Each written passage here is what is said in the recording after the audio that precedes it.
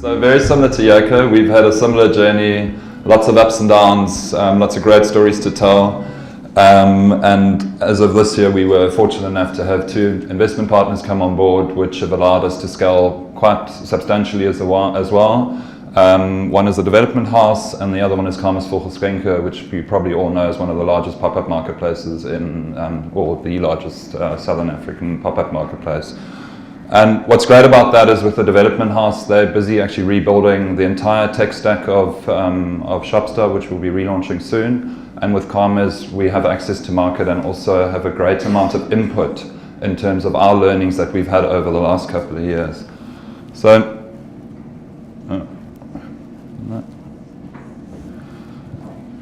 we don't believe in e-commerce per se. We believe in commerce. And as was said earlier on, the whole aspect of digitalization is actually just an optimization of commerce. So what's happening in the online space should be happening, or the offline and the online should be replicated in that way. If we look at the market, I looked at a whole lot of stats, and Worldwide Works did a study. The e-commerce market in South Africa is 9 billion rand per annum.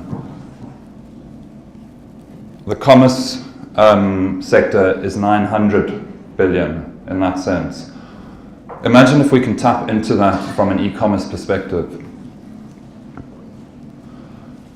What we found over the last couple of years is when we set up Shopstar and our first stores started to register, we had an immense amount of registrations but a big dropout. And fair enough, our technology was possibly, we had international players coming in, we were not as big, and some of the functionality was not there.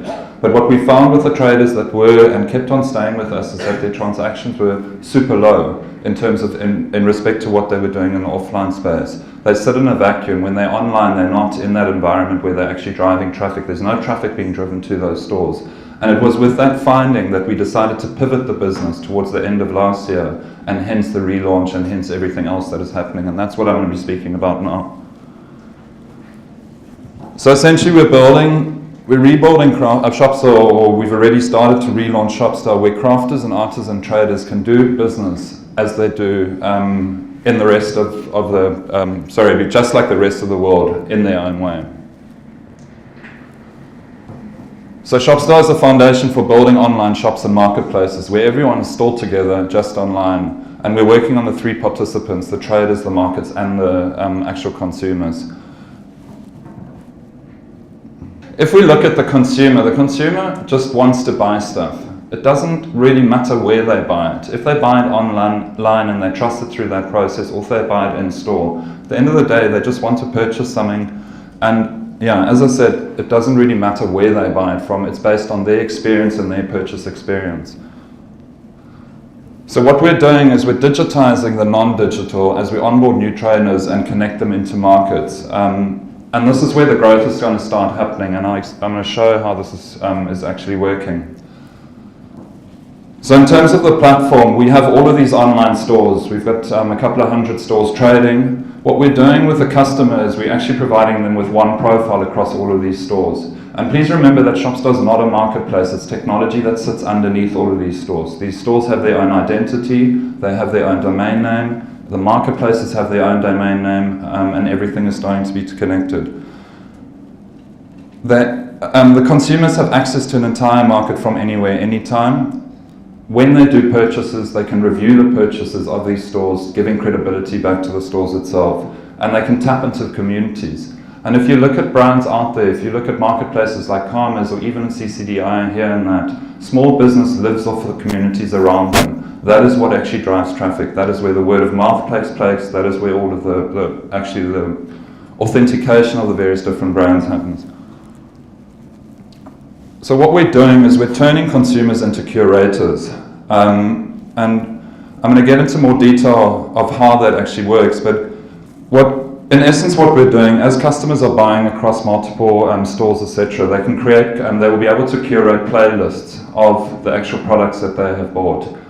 And I'll get into this a little bit more in detail. I think it's easier to actually explain the example with Karma's.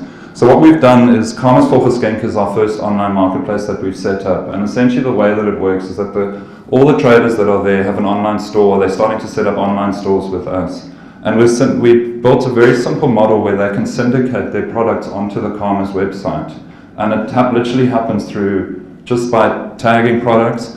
Karma's accepts those endorsements and essentially says, this is the commission fee that I want to have when you buy through my channel. So when I go to that website and I buy through that channel, we actually track that transaction and then give Karma's the commission feedback, etc. So in this instance, what happens with Karma is they have a massive amount of foot traffic. But after the show, often people come back and they know that there was a product that they saw, but they can't remember who the store was. And they also would love to go back and actually have a look and buy it now. This time now they can go back to the Karma's Marketplace website and actually find that product and purchase it. So it extends the lifespan of that marketplace. We've also just signed up Caxton magazines, which have a whole bunch of, I think they have 12 magazines. So in this instance, where Caxton's magazines now has an opportunity to actually start marketing products through their channels. So they can, in this case, Mary reads Garden and Home and can now browse their website for awesome products and awesome deals. And because Mary trusts Garden and Home, she'll trust the transaction that will run through the actual online store. And when she buys, she's able to leave a review so others know how awesome the store and the product is. And then we have Marcus. Marcus is looking for a wallet. And what he can do on Shopstar, once we've relaunched, is that he can actually start searching for products by these endorsement models. So he can see whether, I often have people asking me, where did you get that wallet? Where did you get this? I can create a playlist on Shopstar and just say to them, go and have a look at my playlist. And there you can then, and through clicking through that prospect, I'm able to earn a commission fee off what my friends are actually asking me. The same happens to magazines, marketplaces, bloggers, etc. So we're building up that model. And that's what you can then do with Shopstar itself. And in terms of how we're developing it, is that it's completely mobile friendly. It will be an app on the phone that allows consumers to actually be able to browse for those products. The benefit for the traders is that they can now constantly trade. They manage the stock and fulfillment. So whenever a product goes out of stock, it automatically goes out of stock out of all of the marketplaces or endorsements that are done. It's easy to upload and edit prices, and it enhances the experience of the physical marketplace. So it's essentially your store as a trader running your own online store. You decide who you want to connect and what commissions you're willing to give to various different marketplaces. You're also able to just stop a connection with the marketplace that doesn't work, and a marketplace can decide that if a store's not performing the way that they want them to perform, also to take them off their list. So if we look at someone like Anna, who's a jewelry designer and trades from small stores, pop-up marketplaces and actual marketplaces, she's featured in multiple magazines and she employs 3 people. But for her, as you know, selling online it's difficult. It's a lot of work of actually marketing her own store online. Stock management across multiple channels is a nightmare. So having too many digital profiles is a nightmare as well. She has to upload product here, upload product there, manage it here, look at that. And then there are online marketplaces that charge quite high fees for her to store her stock inside of their warehouses.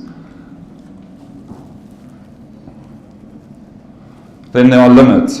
There's a time limit. Most of the small businesses that we have, they need to concentrate on exactly what was said earlier on, concentrate on their trade and actually produce an amazing product. They don't have the time and the luxury to drive that traffic to their online store, and the geography as well. They can't be everywhere at once. So here in this example, it all comes together at a market. As I said, Karma's has 8,000 to 16,000 visitors per show. So they, in terms of that market segment, in a year they have about 60,000 targeted people that come to the show that we can now, Karma's can start advertising in the online space.